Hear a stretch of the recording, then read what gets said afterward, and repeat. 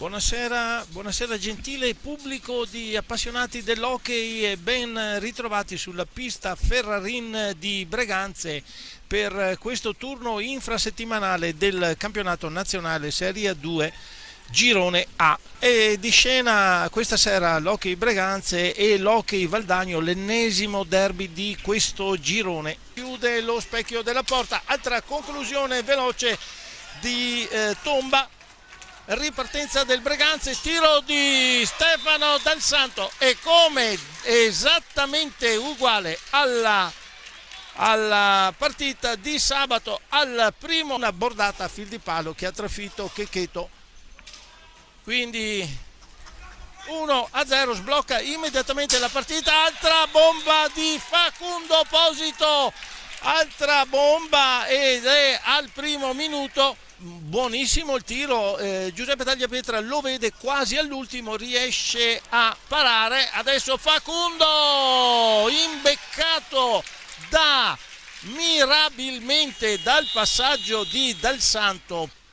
Allora Crosara per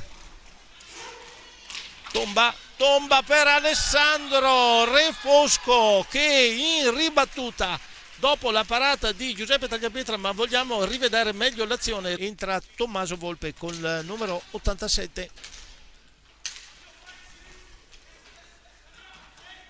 Va al tiro da lontanissimo, una deviazione, non abbiamo visto molto bene la deviazione, tentando di tirare, altro passaggio, tiro di Cocco, parata di ed è gol da Cineteca, gol da Cineteca per Antonio Tagliapietra, siamo contenti.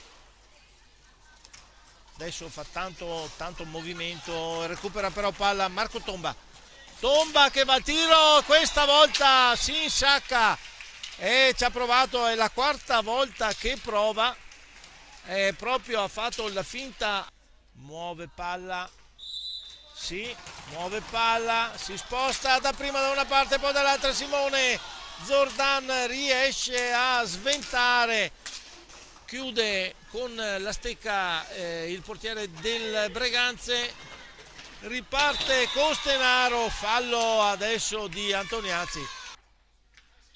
Fischio, muove palla a Posito, ci porta in avanti ed insacca, stende Simone Zordan, lo stende, si porta sulla sua sinistra,